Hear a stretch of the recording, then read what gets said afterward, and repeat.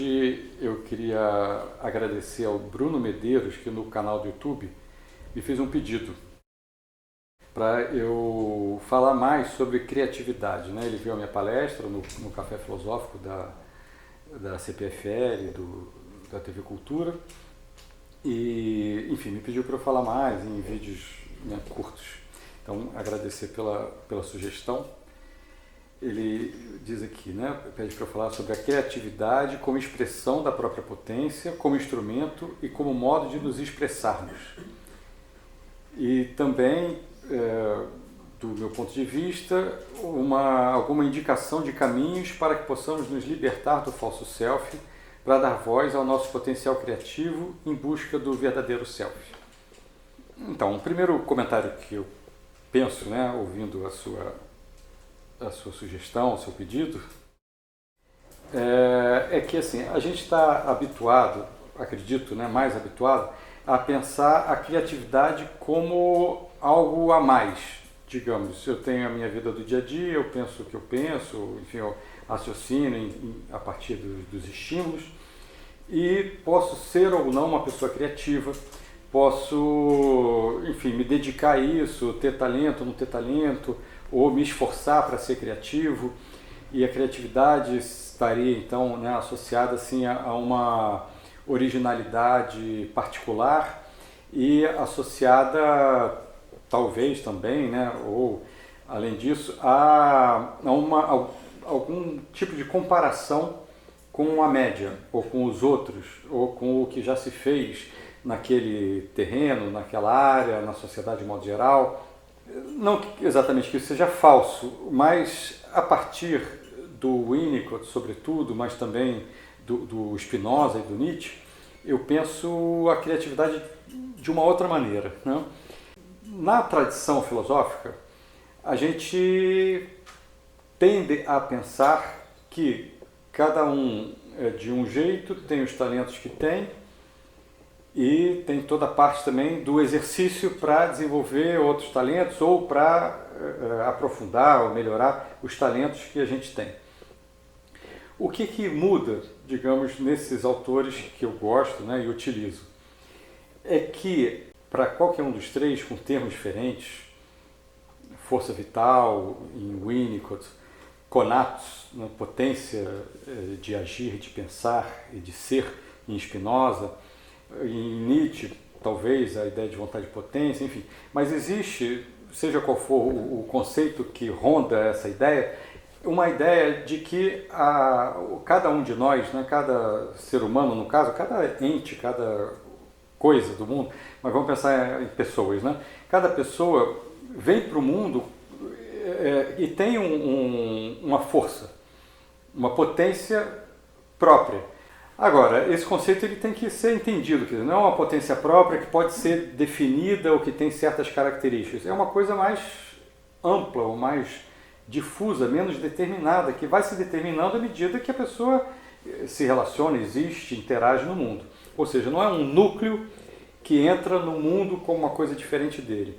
Nós somos uma parte do todo e essa parte, quando ela se individua, já no ventre materno, e sobretudo a partir do nascimento, né, essa parte ela tem características próprias, ela tem uma singularidade, né, o Spinoza vai usar o termo em latim ingenium, ela tem uma singularidade.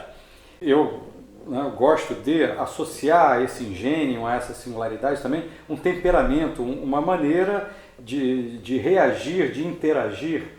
E aí é claro que no decorrer da vida, da história de vida de cada um, isso já incluindo a gestação, incluindo os primeiros meses de vida, né, se a gente pensar em Winnicott, essa maneira de se relacionar, do mundo nos acolher e da interação do mundo em relação a nós, dos cuidadores e tudo mais, vai fazendo com que a gente vá se desenvolvendo de alguma maneira.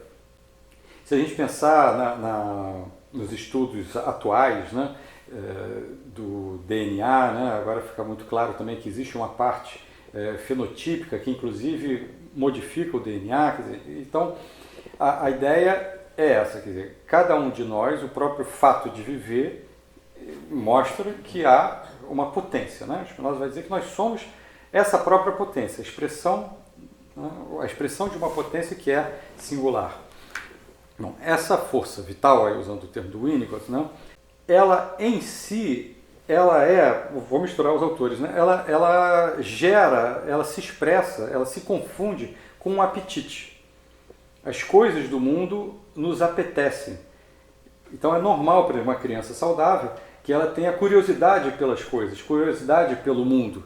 Uma criança que não está gastando energia, que não é curiosa, qualquer pai, qualquer mãe, enfim, qualquer adulto que observe um pouco mais vai ficar preocupado. Essa criança está deprimida, digamos, né? Está com algum problema, alguma coisa aconteceu com ela.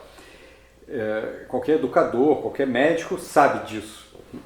Então, a ideia é que é preciso, digamos, para uma criança estar reprimida, estar deprimida, é preciso que algo tenha acontecido. Então, sintetizando, quer dizer, na tradição se pensa no modelo de um adulto, já, enfim, com as questões do adulto e a história de vida que cada adulto teve, se pensa a pessoa tendo que se alegrar, tendo que ter motivos para se alegrar, tendo que ter motivos para se expressar, para ter curiosidade, para sentir apetite pelas coisas. O que esses autores estão trazendo, o Clément Rosset, né, que é um espinosista nietzschiano, ele também vai enfatizar esse ponto, que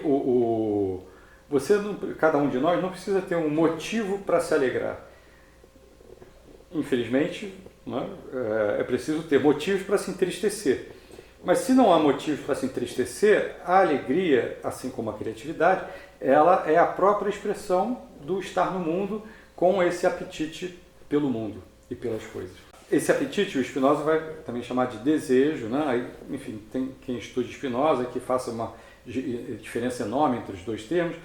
Eu acho que o Spinoza não quer dizer isso, que ele define o desejo como o apetite do qual se tem consciência.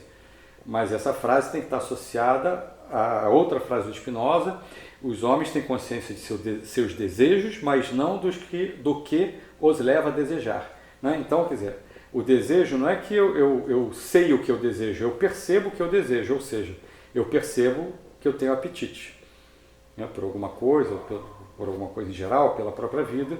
Então, o desejo é perceber que eu tenho apetite, não quer dizer estar consciente das causas desse apetite, né, ou do desejo. Esse desejo como essência do homem, esse desejo como se confundindo com a própria potência, e aí a palavra apetite, eu acho que ela é uma palavra boa, porque mostra bem esse ir ao encontro das coisas, ou seja, um movimento de expansão.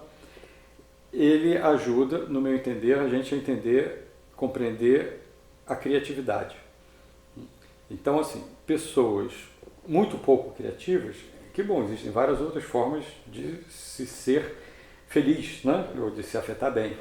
Mas, muito provavelmente, nessa interação do temperamento da pessoa com o ambiente que ela teve na história de vida dela, de alguma forma ela se retraiu.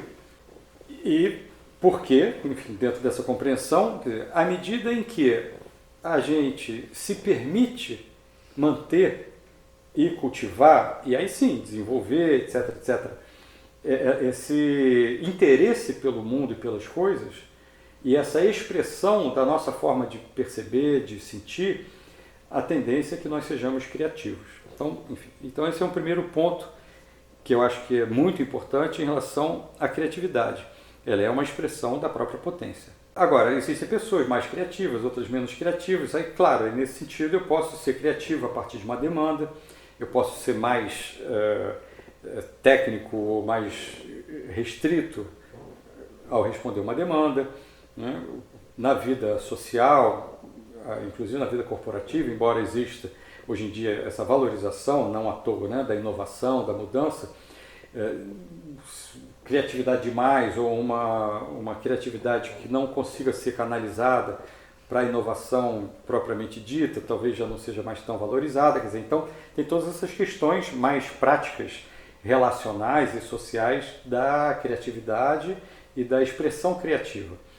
Mas o Winnicott ele chama a atenção para um ponto que me parece muito importante, que é justamente assim, o valor a importância da gente pensar a criatividade não só no sentido da função positiva da criatividade na sociedade ou, enfim, em algum contexto específico. Ele propõe que a gente entenda que a criatividade ela pode se dar como, dessa maneira, enquanto expressão em qualquer aspecto da nossa vida. Então ela pode se dar fazendo uma coisa mais banal e igual e sem nenhuma originalidade, mas, e no entanto, ser criativo na vivência, na experiência da própria pessoa. Que seria mais ou menos essa ideia. Se eu faço algo, enfim, que não tem nenhuma originalidade comparativa, mas que eu estou fazendo inteiro, ali, que aquilo está me gerando prazer, está me gerando uma alegria ativa, né, que se explica pela minha própria potência, isso é a criatividade que importa. Então, ter uma relação criativa com a vida, um pouco que se confunde em ter uma relação singular com a vida, uma relação própria, né, que é a minha relação. Não é um outro que vai dizer, enfim, ele pode dizer, mas não quer dizer que se eu fizer o que ele diz, eu vou gostar do que ele está dizendo que é para que se goste, né? Que seria aquele mecanismo que eu já falei em outros vídeos, né? Do fetiche. Digamos assim, se eu fizer isso eu sou feliz, ou então eu vou ficar repetindo, eu sou feliz, eu sou feliz, eu sou feliz, vou me sentir feliz. Isso está no âmbito do fetiche, né? Da imaginação. Eu imagino que eu sou feliz, eu imagino que eu sou alegre, eu imagino que fazendo tal coisa eu vou ser feliz. Enfim, então isso tudo está no âmbito da idealização, da imaginação. O que o Winnicott quer enfatizar é justamente que essa expressão criativa e essa sensação dessa alegria ativa como expressão da minha própria potência, essa é uma criatividade que pode gerar, claro, grandes obras e grandes feitos de originalidade, mas independente disso, é o que vai fazer com que eu tenha uma vida singular e criativa, contrária a uma repressão, a uma autorrepressão, ou eu me sentir oprimido de alguma maneira, me sentir não autorizado, não legitimado a ser. Então, a ideia da criatividade em Winnicott ela está diretamente ligada àquela frase célebre dele, né, que a saúde psíquica consiste em ser mais do que reagir, em se expressar mais do que se defender, mais do que responder a demandas. Por isso que eu dei aquele exemplo, né? Claro, você pode responder a demanda criativamente. A criatividade, a saúde psíquica enquanto criativa, ela não significa que você vai fazer tudo só de acordo com o seu umbigo e desprezar, ignorar as outras pessoas ou o mundo onde você vive. Não é isso, no certo sentido é o contrário, né? A princípio a criatividade ela implica e se alimenta de uma empatia, de uma interação. É nessa interação justamente que há, diz Winnicott, esse prazer em compartilhar com a realidade, com o outro, com os outros, o que eu tenho de contribuição para ela. Então, a ideia da criatividade não é um ensimesmamento, né?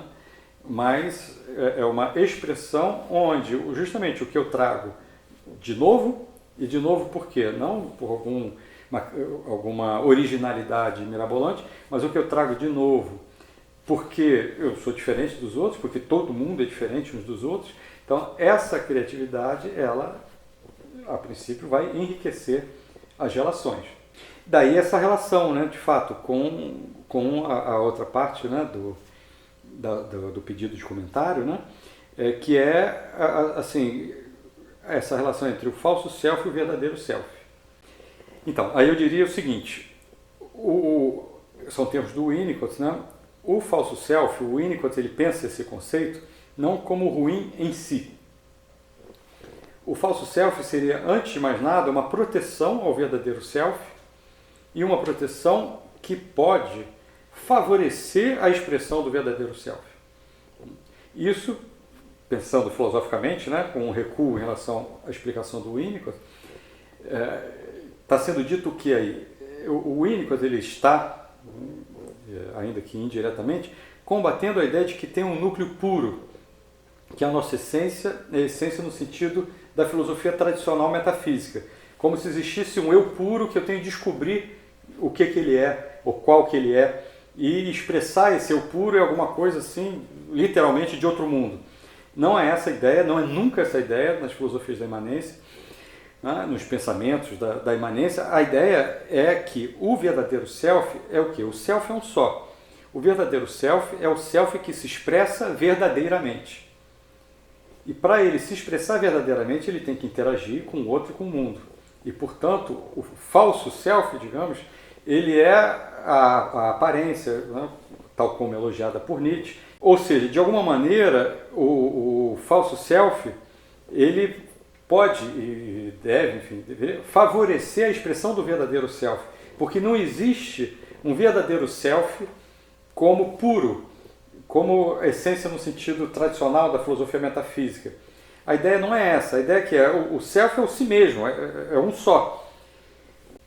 Justamente, se não houver, ou na medida em que não há defesas psíquicas, ou a gente pode colocar como gradação, defesas psíquicas em demasia, defesas psíquicas que oprimem a nós mesmos, o nosso self, o self vai se expressar verdadeiramente. Na medida em que há defesas psíquicas, a tendência é que o self se expresse indiretamente ou de forma escamoteada, ou de forma não verdadeira, ou de forma falsa, né? Usando o anglicismo, a gente diria fake, né? Enfim, justamente quando a pessoa ela quer dar a impressão de uma coisa, ou quer se esconder, às vezes e com frequência se esconder de si mesma. Então, o conceito de falso self em Winnicott, recapitulando, o falso self não é ruim em si, ele é uma proteção do verdadeiro self. Né? A defesa psíquica, como o nome está dizendo, defende. Então ela não defende à toa, ela defende para que o psiquismo da pessoa, o self, não se sinta agredido pelo outro, pela sociedade. Então, recapitulando a ideia do Winnicott desde o início, né? Se o bebê ele tem nos cuidadores, no ambiente inicial, um ambiente hostil de negligência, abandono, precariedade ou invasão, a tendência é que a pessoa, o si mesmo da pessoa, ela se sinta, o bebê, muito ameaçado. E aí ele se retrai. Só que ele tem que se comunicar com fora, e aí ele vai se comunicar falsamente. Isso é o verdadeiro self no sentido negativo, que é uma defesa psíquica para preservar e permitir que o verdadeiro self, que o self, né, sobreviva.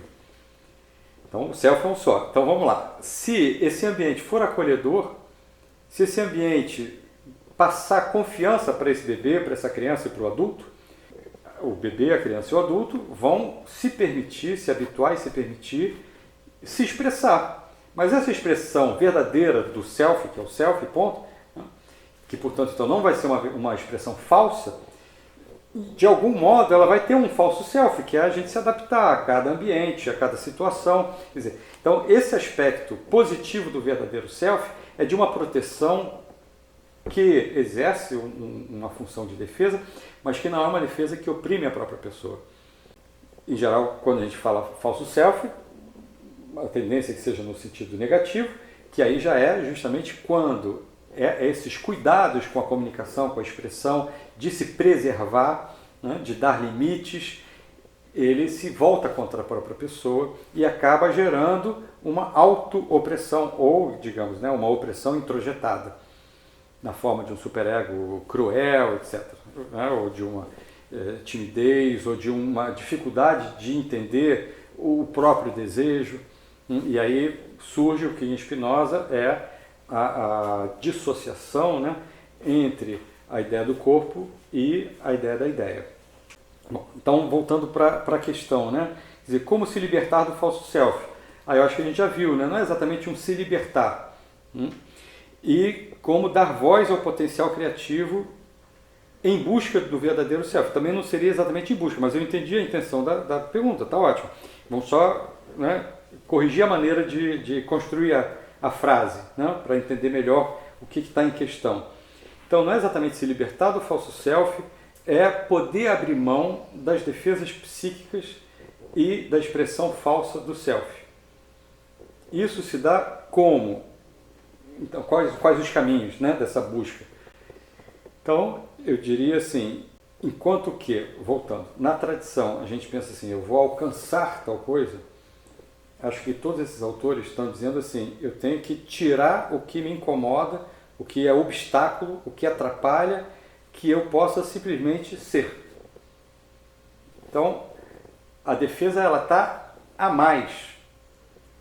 Ou seja, se eu estou deprimido, se eu estou, enfim, insatisfeito, me afetando mal, com afetos passivos de tristeza, ou com alegrias passivas que de algum modo eu estou percebendo que estão me limitando, ou me trazendo tristezas, ou gerando alguma estagnação, o caminho proposto por esses autores, que eu gosto, que faço essa junção deles, né, como ferramentas conceituais para a gente pensar, o que eles estão propondo é a compreensão dessas defesas, desses mecanismos de defesa, de modo a que, ao compreendê-los e ao compreender por que eles estão, qual é a função deles, por que eles estão operando na gente, eles venham a se tornar gradualmente desnecessários.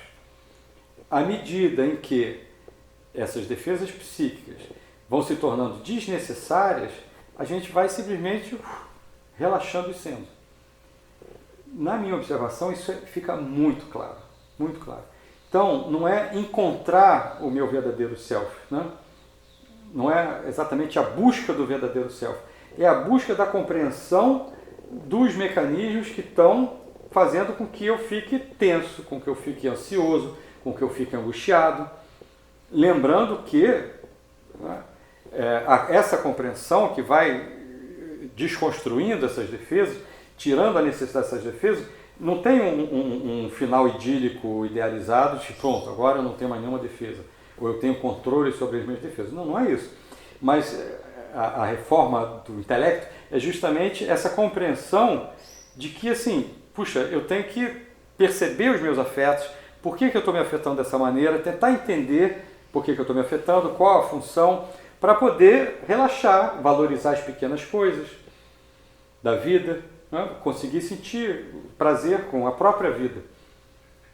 E aí, voltando para o nosso tema, né, que na verdade puxa todos os outros, né, aí com certeza eu vou ter uma vida criativa.